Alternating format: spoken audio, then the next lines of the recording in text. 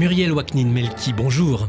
Bonjour Christophe. Vous êtes avocate, présidente du collectif OJE que nous connaissons bien. Merci d'être ce matin sur Radio J. Hier, vous étiez aux assises pour la lutte contre l'antisémitisme, assises organisées par le gouvernement, Aurore Bergé, Elisabeth Borne, assises qui s'étaient arrêtées à cause de la dissolution et du flottement des divers gouvernements. Qu'avez-vous senti au moment de cette reprise des débats? Est-ce qu'on a perdu 6 mois, 9 mois, ou est-ce qu'au contraire, ça a permis au débat de mûrir? Non, je pense qu'on a perdu 6 mois, 9 mois, ça me semble évident. Après, il y a eu la possibilité, grâce à ce temps long, de construire ce projet de nouvelles assises et la continuité. Et l'organisation des assises que j'ai vues hier m'a véritablement comblée. J'ai trouvé que c'était véritablement une organisation qui était parfaite parce que d'abord, elle réunissait des jeunes à qui Aurore Bergé a donné la parole longuement. Qu'ont-ils dit, ces jeunes? Ils sont venus expliquer, soit lire des témoignages de leurs camarades juifs qui avaient été victimes d'actes d'antisémitisme au sein de leur établissement scolaire, ou dans les collèges ou dans les lycées, où ils sont venus raconter eux-mêmes ce à quoi ils ont été confrontés. Ils sont venus dénoncer, en fait, l'antisémitisme qu'ils vivent au quotidien et qui les empêche finalement d'étudier sereinement quand ils se rendent dans leurs établissements scolaires, dans les lycées ou dans les collèges ou dans les universités.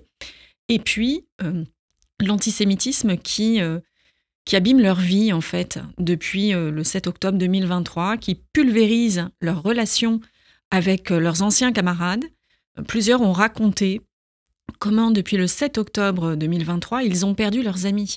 Comment, d'un seul coup, ils se sont retrouvés au banc de la classe, sur le côté, mis de côté, ou pris à partie dans des discussions sur ce qu'il se passait à Gaza ou en Israël, et comment finalement des gens avec qui ils avaient des relations très sympathiques, avec qui ils avaient déjeuné le midi, avec qui ils prenaient des cafés en sortant des cours, qu'ils voyaient le week-end, ont décidé du jour au lendemain de ne plus leur adresser la parole, et puis ont réussi à monter le reste de la classe contre eux. Est-ce que c'est une cassure irrémédiable ou est-ce qu'avec de la pédagogie, avec l'évolution aussi géopolitique, ça peut se ressouder? C'est compliqué, je pense. Je pense que c'est compliqué. Certains d'entre eux ont dû quitter les établissements publics dans lesquels ils avaient toujours fait leurs études, ont été rescolarisés en lycée juif. D'autres se sont maintenus dans ces établissements publics. Pour les universitaires, ceux qui sont à l'université, c'est plus compliqué. On ne peut pas quitter une école comme Sciences Po quand on a tellement lutté pour l'intégrer, ou lorsqu'on est en master de droit, on ne peut pas d'un seul coup claquer la porte de son université pour aller étudier ailleurs. Donc pour ces étudiants-là, je crois que c'est difficile encore au quotidien. Est-ce qu'on peut restaurer ou pas la relation lorsqu'elle s'est abîmée à ce point-là? J'en suis pas certaine, Christophe. Et je pense en plus que d'abord, ça prendra du temps, véritablement. Et je ne peux pas ne pas me projeter dans l'avenir en me disant que ceux qui étudient aujourd'hui et qui ont ces attitudes antisémites et ces comportements antisémites au quotidien avec leurs camarades étudiants, dans quelques années, ils seront dans des entreprises, ils travailleront dans des entreprises. Comment se comporteront-ils avec leurs collègues de travail juifs? Est-ce qu'ils vont garder cette haine antisémite? Est-ce qu'ils vont évoluer ou pas? Je ne sais pas. Je ne sais pas à quel point les esprits ont été gangrénés. Et c'est pour ça aussi que j'insiste toujours autant pour dire qu'il faut véritablement encadrer la parole publique. Il faut véritablement poser des cadres qui soient très stricts sur ce qu'on a le droit de dire ou pas. Parce que lorsque les propos se déversent comme ça et lorsque les esprits s'habituent à entendre des propos à caractère antisémite, bien finalement, ils s'en imprègnent et c'est compliqué après de revenir en arrière. Le 7 octobre s'éloigne dans le temps. Est-ce que vous trouvez que l'opinion, les médias ont été assez attentifs à ces assises par rapport à ce que c'était il y a 9 mois ou 1 an? Alors, je ne sais pas encore quel traitement sera réservé dans les médias. J'ai vu qu'il y avait quelques médias qui étaient présents. Je n'ai pas encore regardé exactement quels sont les passages qui ont été repris dans les médias. Je sais que CNews, par exemple, a fait des sujets, je les ai vus, et je les ai vus traiter l'information en amont et pendant. Je ne sais pas si d'autres chaînes ont embrayé. Maintenant, c'est toujours pareil, en fait. Lorsque on laisse de côté ce travail citoyen à faire sur la lutte contre l'antisémitisme, lorsqu'on l'abandonne, lorsqu'on lui tourne le dos, d'abord le travail ne se fait pas et ensuite il peut faire l'objet de récupération. Donc il y a aussi un enjeu de cet ordre-là qu'il faut avoir en tête et c'est pour ça que je répète aussi très souvent que la lutte contre l'antisémitisme, c'est un travail de citoyen et ça doit concerner l'ensemble des citoyens. Pas uniquement les citoyens de confession juive, les citoyens dans leur globalité. Pas uniquement les citoyens qui sont en haut de l'échelle sociale, tous les citoyens, y compris les citoyens qui sont en bas. C'est un sursaut républicain, un sursaut citoyen que j'appelle à chaque fois de tous mes voeux. Un des outils présentés hier dans ces assises, ça a été un podcast.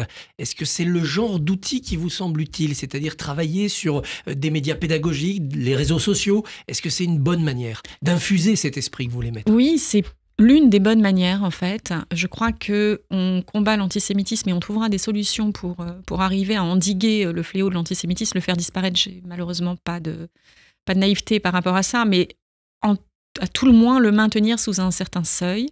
Là, on l'a complètement explosé depuis le 7 octobre.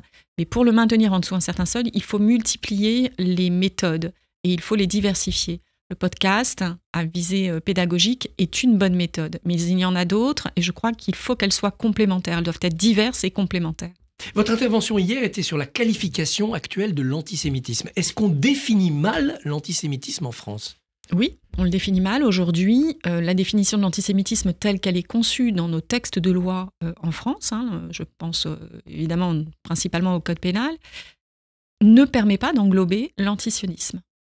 Donc, il se trouve que nous avons fait un vrai travail devant les juridictions depuis plusieurs années et il se trouve que désormais les juridictions savent reconnaître de l'antisémitisme derrière le faux nez de l'antisionisme. Il faut maintenant que ce principe soit consacré dans nos textes de droit, qu'il soit intégré comme une forme établie d'antisémitisme pour que aucun magistrat ne puisse expliquer qu'il ne peut pas rentrer en voie de condamnation parce que le code pénal ne prévoit pas que l'antisionisme est un délit. Il y a eu pourtant des travaux parlementaires, des propositions de loi pour qualifier d'antisémitisme l'antisionisme, c'est-à-dire la négation de l'existence d'Israël, par exemple. On avance. Oui, on avance trop lentement.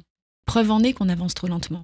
On a la définition de l'IHRA qui est intervenue il y a déjà plusieurs années, sur laquelle la France a voté l'adoption de ce vœu, de cette définition qui intègre justement ce que vous venez d'expliquer, c'est-à-dire l'antisionisme, le droit pour Israël à exister et de remettre le droit à Israël d'exister, ça doit être intégré dans l'antisémitisme et dans l'antisionisme et donc dans la définition de l'antisémitisme. Mais ça, ce n'est pas encore rentré dans notre code pénal, encore une fois. Il y a tout ce travail à faire de transcription de ce vœu-là au sein de notre législation nationale.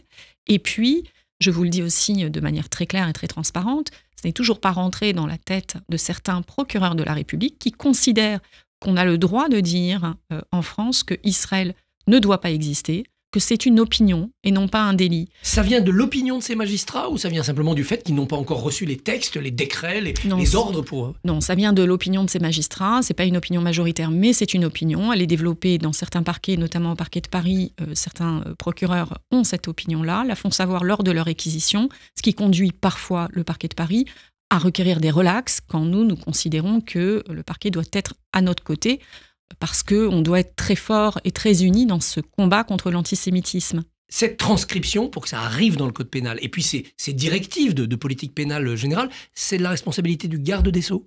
Notamment, c'est la responsabilité des parlementaires qui doivent en fait proposer un texte de loi qui tienne la route. C'est l'objet de plusieurs propositions qui ont été faites, et je pense notamment à la proposition de Madame la députée Caroline Yadan, proposition sur laquelle à l'OJE nous avons travaillé. Il y a d'autres propositions qui émergent.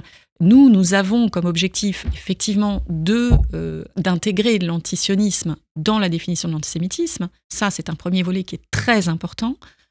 Et un deuxième axe de travail que nous avons à l'Organisation juive européenne sur lequel nous travaillons depuis des années, c'est de faire sortir de la loi de la presse, qui date de 1881, loi de la presse donc très ancienne, les infractions de haine, comme les injures à caractère antisémite ou raciste, et les provocations à la haine, antisémite, raciste ou autre. Et ce chantier-là avance? Ce chantier-là avance, on doit le faire prospérer, on demande cette sortie-là de la loi de la presse, parce que la loi de la presse est une loi ancienne, qui n'est pas adaptée à la vitesse de nos réseaux sociaux, premièrement.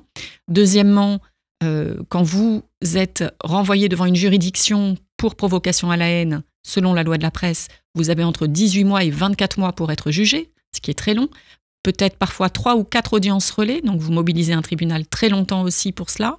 Et puis surtout, c'est les peines qui sont données, qui sont totalement dérisoires et toujours pas de mandat de dépôt à la barre, comme on dit, c'est-à-dire que vous n'avez pas la possibilité, sur le fondement de cette loi, d'envoyer quelqu'un en prison.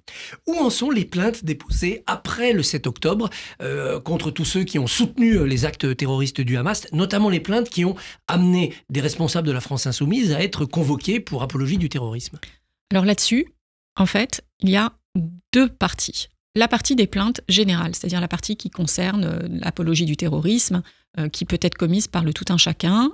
Ces plaintes-là fonctionnent. Elles ont quasiment toutes donné lieu à des condamnations. Quasiment toutes les plaintes que nous avons déposées ont débouché sur des condamnations très rapidement, puisque l'apologie du terrorisme ne fait pas partie de la loi de la presse. Là, la procédure est plus rapide. Les peines qui sont tombées sont des peines sévères. On a eu des peines de 1 an ferme avec des mandats de dépôt. Donc les personnes sont parties directement à la case-prison à l'issue de l'audience. Donc de ce côté-ci, ça a très bien fonctionné. On a eu des parquetiers un peu partout en France qui ont été très réactifs et des juridictions qui ont été très courageuses et qui ont condamné rapidement et sévèrement. Donc franchement, on peut pas se plaindre du fonctionnement de la justice sur ce volet de plaintes-là. Pour toutes les plaintes qui concernent les élus politiques et notamment certains élus de la France insoumise, ces plaintes-là ont été en souffrance. Toute l'année 2023, elles ont été déposées au lendemain, très rapidement, vers le 10 octobre pour certaines d'entre elles, 10 octobre 2023. Elles ont donné lieu parfois à des classements sans suite rapides pour 2 d'entre elles. Et pour toutes les autres plaintes, elles ont donné lieu à une enquête interminable, avec une audition, je ne viole pas de secret puisque Madame Panot en a fait état, une audition au 30 avril pour Madame Panot, sachant que la plainte que nous avions déposée, nous, datée du mois d'octobre 2023, le 30 avril 2024, elle était seulement entendue par les enquêteurs. Et ensuite, après son audition, plus aucun acte d'enquête, jusqu'à un classement sans suite qui vient d'arriver. Elle en a parlé, elle, en premier sur les plateaux, il y a une dizaine de jours de cela. Ça dit quoi de la justice ? Ça dit une incapacité, à mon sens, à considérer qu'on peut rentrer en voie de condamnation vis-à-vis de certains élus politiques. Ça dit aussi que pour le parquet de Paris, ces propos qui ont été tenus par ces députés-là ressortiraient plus du débat d'opinion, du débat public, du débat politique, plutôt que de la provocation, de l'apologie du terrorisme. Ce qui pour nous est très problématique parce que nous considérons que ces élus ont une responsabilité et ont une parole qui est extrêmement entendue. Et lorsque la parole se déverse et lorsqu'elle l'incite ou lorsqu'elle fait l'apologie du terrorisme, elle est extrêmement problématique. Derrière, on a vu des traductions par des passages à l'acte criminels à caractère antisémite. Muriel Ouaknin Melki, merci et bonne journée. Merci également.